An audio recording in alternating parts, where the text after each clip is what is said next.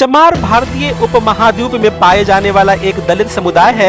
दलित का अर्थ होता है जिन्हें दबाया गया हो, प्रताड़ित किया गया हो, शोषित किया गया हो या जिनका अधिकार छीना गया हो। ऐतिहासिक रूप से इन्हें जातिगत भेदभाव और छुआछूत का दंश भी झेलना पड़ा है। इसलिए आधुनिक भारत के सकारात्मक भेदभाव प्रणाली के तहत चमार जाति की स्थिति को सुधारने के लिए उन्हें अनुसूचित जाति के रूप में वर्गीकृत किया गया है। आइए जानते हैं चमार जाति का इतिहास। चमार शब्द की उत्पत्ति कैसे हुई? चमार शब्द की उत्पत्ति संस्कृत के शब्द चर्मकार से हुई है। ऐतिहासिक रूप से जाटव जाति को चमार या चर्मकार के नाम से जाना जाता है। अंग्रेज इतिहासकार कर्नल टाड का मत है कि चमार समुदाय के लोग वास्तविक रूप से अफ्रीकी मूल के हैं, जिन्हें व्यापारियों ने काम कराने के लिए लाया था। लेकिन ज्यादातर इतिहासकार इस मत से सहमत नहीं है और उनका कहना है कि आदिकाल से ही समुदाय के लोगों का भारतीय समाज में अस्तित्व रहा है। डॉक्टर विजय सोनकर ने अपनी किताब चर्मकार जाति एक स्वर्णिम गौरवशाली राजवंशीय का इतिहास में लिखा है कि चमार वास्तव में चवर वंश के क्षत्रिय हैं। उन्होंने अपने पुस्तक में लिखा है कि ब्रिटिश इतिहासकार जेम्स टॉड ने राजस्थान के इतिहास में चवर वंश के बारे में विस्तार में लिखा है। सोनकर ने अपनी किताब में लिखा है कि विदेशी और इस्लामिक आक्रमणकारियों के आने से पहले भारत में मुस्लिम, सिख एवं दलित नहीं थे, लेकिन आंतरिक लड़ाई के कारण वे क्षत्रिय समुदाय से अलग होते गए और इनकी गिनती निम्न जाति में की जाने लगी। यहाँ यह बताना जरूरी है कि इस बात का उल्लेख किसी ऐतिहासिक पुस्तक या ग्रंथ में नहीं मिलता, इसलिए यह एक शोध का विषय है। चमार रेजिमेंट चमारों के बहादुरी का प्रतीक है। इस रेजिमेंट का गठन 1 मार्च 1943 को अंग्रेजों द्वारा दूसरे विश्व युद्ध के दौरान की गई थी। इस रेजिमेंट को कोहिमा की लड़ाई में महत्वपूर्ण भूमिका निभाने के लिए सम्मानित किया गया था। अंग्रेजों ने इस रेजिमेंट का गठन उस समय सबसे शक्तिशाली माने जाने वाली जापानी सेना से मुकाबला लेने के लिए किया था। इस रेजिमेंट को इंडियन नेशनल आर्मी के खिलाफ लड़ने को कहा गया, लेकिन चमार रेजिमेंट ने देश के लिए और नेताजी सुभाष चंद्र बोस के आज़ाद हिंद फौज के लिए अंग्रेजों के खिलाफ विद्रोह कर दिया। इसके कारण अंग्रेजों ने 1946 में चमार रेजिमेंट पर प्रतिबंध लगा दिया। एक बात हम यहाँ बता दें कि हम जानकारी देने के उद्देश्य से चमार शब्द का उपयोग कर रहे हैं, लेकिन सामान्य तौर पर इस शब्द का उपयोग दलितों के लिए अपमानजनक शब्द के रूप में किया जाता है।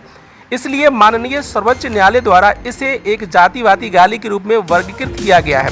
इसलिए इस शब्द का प्रयोग सोच समझकर करें, नहीं तो अनुसूचित जाति और अनुसूचित जनजाति अत्याचार निवारण अधिनियम 1989 के उल्लंघन के मामले में आप पर दंडात्मक कार्रवाई हो सकती।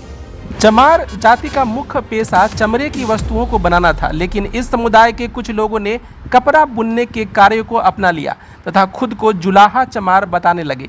हालांकि इतिहासकार राम नारायण रावत का मत है कि चमार जाति को चर्म बनाने के पारंपरिक व्यवसाय के साथ जोड़ा गया था, लेकिन ऐतिहासिक रूप से यह कृषक थे। हालांकि बदलते वक्त के साथ मौजूदा हालात में यह कहना उचित नहीं होगा कि इस समुदाय के लोगों का पेशा कृषि या चमड़ा व्यवसाय तक ही सीमित है। आज आपको इस समुदाय के लोग सभी क्षेत्रों जैसे कला, खेल, साहित्य, शिक्षा, चिकित्सा, उद्योग, व्यवसाय, प्रशासनिक सेवा, राजनीति आदि में अपनी कामयाबी का झंडा बुलंद करते हुए दिख जाएंगे। यह मुख्य रूप से भारत के उत्तरी राज्यों पाकिस्तान और नेपाल में पाए जाते हैं। अगर भारत के राज्यों की बात करें तो 2001 की जनगणना के अनुसार उत्तर प्रदेश में चमारों की जनसंख्या लगभग 14% है और पंजाब में इनकी आबादी 12% है।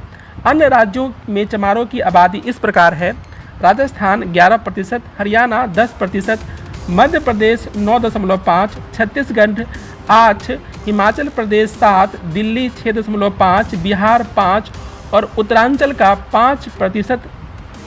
जनसंख्या के अलावे ये जम्मू कश्मीर, झारखंड, पश्चिम बंगाल, गुजरात आदि में भी पाए। आइए अब चमार जाति के कुछ महत्वपूर्ण व्यक्तियों के बारे में जानते हैं, जिससे यह साफ हो जाता है कि महानता जन्म से नहीं कर्म से आती है।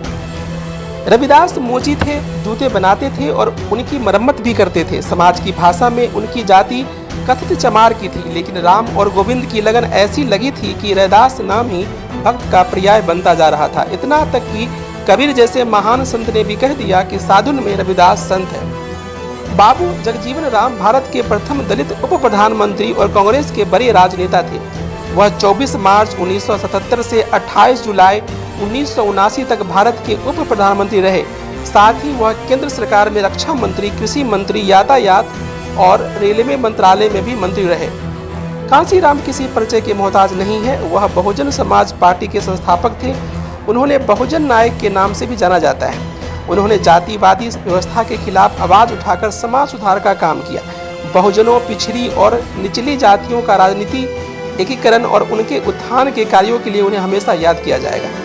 बाबू जगजीवन राम की सुपुत्री मीरा कुमार कांग्रेस की वरिष्ठ नेता हैं। वह बिहार के सासाराम से 2004 से 2014 तक लोकसभा सदस्य रहीं। वह 4 जून 2009 से 16 मई 2014 तक लोकसभा की अध्यक्ष रहीं। राजनीति की दुनिया में मायावती का अलग पहचान है। वह 4 बार उत्तर प्रदेश की मुख्यमंत्री रही है। साथ ही वर्तमान में बहुजन समाज पार्टी की राष्ट्रीय अध्यक्ष